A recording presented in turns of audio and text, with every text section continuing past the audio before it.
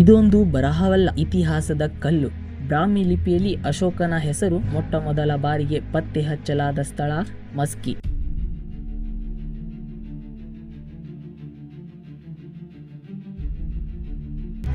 ವಿಜಯನಗರ ಸಾಮ್ರಾಜ್ಯದ ಹತ್ತಿರ ಇರುವ ಈ ಬೃಹತ್ ಶಾಸನ ಅಶೋಕನ ಧರ್ಮ ಪ್ರಚಾರಕ್ಕೂ ಭಾರತದ ಐತಿಹಾಸಿಕ ಅಧ್ಯಯನಕ್ಕೂ ದಿಕ್ಕು ತೋರಿಸಿದ ಕ್ಷಣ. ಇದು ಕೇವಲ ಶಾಸನವಲ್ಲ, ಮೌರ್ಯರ ಜೀವನ, ಬೌದ್ಧ ಧರ್ಮದ ಅರಿವು ಮತ್ತು ಪುರಾತತ್ವದ ಬಹುದೊಡ್ಡ ಪಾಠ ಎನಿಸಿಕೊಂಡಿದೆ. 1915ರಲ್ಲಿ ಬ್ರಿಟಿಷ್ ಪುರಾತಜ್ಞರು ಸಿ ಬಿಡನ್ ಅವರು ಮಸ್ಕಿಯಲ್ಲಿ ಶಾಸನವನ್ನು ಪತ್ತೆ ಹಚ್ಚಿದರು. ಈ ಶಾಸನವು ಬ್ರಾಹ್ಮಿ ಲಿಪಿಯಲ್ಲಿ ಹಾಗೂ ಪ್ರಾಕೃತ್ ಭಾಷೆಯಲ್ಲಿ ರಚನೆಯಾಗಿತ್ತು. ಅವರು ಇದನ್ನು ಅಧ್ಯಯನ ಮಾಡಿದಾಗ ಇತಿಹಾಸಕಾರರಿಗೆ ಒಂದು ಬಹುಮುಖ್ಯವಾದ ಸಂಗತಿ ಸ್ಪಷ್ಟವಾಯಿತು. ಇದರಲ್ಲಿ ಮೊಟ್ಟ ಮೊದಲು ದೇವನಾಮ ಪ್ರಿಯದರ್ಶಿ ಅಶೋಕ ಎಂಬ ಸಂಪೂರ್ಣ ಹೆಸರು ಉಲ್ಲೇಖವಿದೆ. ಇದಕ್ಕಿಂತ ಮುನ್ನ ಭಾರತದ ಎಲ್ಲಾ ಶಿಲಾಶಾಸನಗಳಲ್ಲಿ ದೇವನಾಮ ಪ್ರಿಯದರ್ಶಿ ಅನ್ನೋದೇ ಬರ್ತಿತ್ತು. ಆದರೆ ಅದು ಯಾರು ಅನ್ನೋದು ಸ್ಪಷ್ಟವಾಗಿರಲಿಲ್ಲ. ಮಸ್ಕಿ ಶಾಸನದ ಮೂಲಕ ನಾವು ತಿಳಿದುಕೊಂಡಿದ್ದು ಪ್ರಿಯದರ್ಶಿ ಅಂದರೆ ಅಶೋಕನೇ.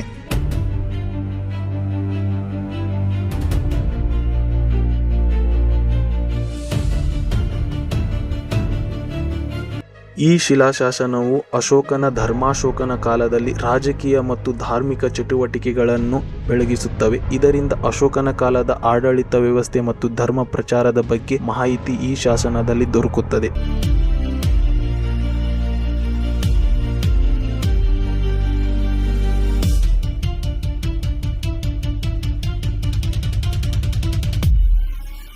ಎರಡ್ 2025ರಲ್ಲಿ ಪುರಾತತ್ವ ಇಲಾಖೆ ಹಾಗೂ ವಿಶ್ವವಿದ್ಯಾಲಯಗಳ ಸಹಯೋಗದಿಂದ ಮಸ್ಕಿಯ ಪುರಾತತ್ವ ಸ್ಥಳಗಳ ಮೇಲೆ ಹೊಸ ತಂತ್ರಜ್ಞಾನಗಳನ್ನು ಬಳಸಿ ಸಂಶೋಧನೆ ಮಾಡಿದ್ದಾರೆ. ಯುನೆಸ್ಕೋ ಕಲ್ಚರಲ್ ಹೆರಿಟೇಜ್ ಡಾಟಾ ಬೇಸ್ನಲ್ಲಿ ಮಸ್ಕಿಯ ಪೂರಕವಾಗಿ ಸೇರಿಸುವ ಪ್ರಕ್ರಿಯೆ ಪ್ರಾರಂಭವಾಗಿದೆ. ಭಾರತದ ಸರ್ಕಾರ ಅಡಾಪ್ಟ್ ಹೆರಿಟೇಜ್ ಯೋಜನೆಯಡಿಯಲ್ಲಿ ಮಸ್ಕಿಯನ್ನು ಅಭಿವೃದ್ಧಿಪಡಿಸಲು ಹೊಸ ಯೋಜನೆಗಳು ರೂಪುಗೊಂಡಿವೆ. ಇಂದು ಮಸ್ಕಿಯ ಶಾಸನವು ಕರ್ನಾಟಕದ ಗರ್ವ ಅಷ್ಟೇ ಅಲ್ಲ, ಇದು ಭಾರತೀಯ ಪುರಾತತ್ವದ ಒಂದು ಕಣ್ಣಿನ ಹಣ್ಣಾಗಿರುವ ದಾಖಲೆಯಾಗಿದೆ. ಇದು ಪ್ರತಿಯೊಂದು ಅಕ್ಷರವು ನುಡಿಯೊಂದು ಇತಿಹಾಸವನ್ನು ಬದುಕಿಸುತ್ತದೆ. ಅಶೋಕ ಎಂಬ ಶಬ್ದದ ಬಳಕೆ ಇನ್ನಷ್ಟು ಪ್ರಮಾಣದಲ್ಲಿ ದೃಢಪಡಿಸಲ್ಪಟ್ಟಿದೆ. ಇದು ಮೌರ್ಯ ಚಕ್ರವರ್ತಿಯ ಧರ್ಮಶಾಸ್ತ್ರೀಯ ಆಳ್ವಿಕೆಗೆ ಹೊಸ ಪಾಠ ನೀಡುತ್ತದೆ.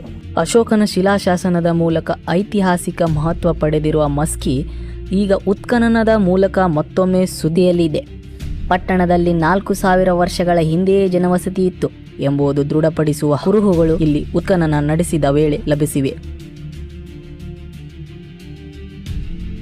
ಅಮೆರಿಕ, ಕೆನಡಾ ಹಾಗೂ ಭಾರತದ 20 ಸಂಶೋಧಕರ ತಂಡ ಕಳೆದ 3 ತಿಂಗಳಿಂದ ಪಟ್ಟಣದ ಮಲ್ಲಿಕಾರ್ಜುನ ಬೆಟ್ಟ, ಬಯಲು ಆಂಜನೇಯನ ದೇವಸ್ಥಾನ ಪ್ರದೇಶದಲ್ಲಿ ನಡೆಸಿದ ಉತ್ಖನನ ಹಾಗೂ ಸಂಶೋಧನೆ ವೇಳೆ ಈ ಅಂಶ ಕಂಡುಬಂದಿದೆ. ಉತ್ಖನನ ಹಾಗೂ ಸಂಶೋಧನೆಗಾಗಿ ಈ ತಂಡವು ಇಲ್ಲಿ 271 ಸ್ಥಳಗಳನ್ನು ಗುರುತಿಸಿದ ಸ್ಥಳಗಳಲ್ಲಿ ಭೂಮಿ ಅಗೆದಾಗ 11ರಿಂದ 14ನೇ ಶತಮಾನದಲ್ಲಿ ಜನವಸತಿ ಇತ್ತು ಎಂಬುದು ದೃಢಪಟ್ಟಿದೆ. ಜನರ ಜೀವನ ಮಟ್ಟ, ಆಹಾರ ಪದ್ಧತಿ ಹಾಗೂ ಅವರು ಬಳಸುತ್ತಿದ್ದ ಮನೆಗಳ ಆಕಾರ, ಮಣ್ಣಿನ ಮಡಿಕೆ ಸೇರಿದಂತೆ ಅನೇಕ ವಸ್ತುಗಳು ಪತ್ತೆಯಾಗಿವೆ.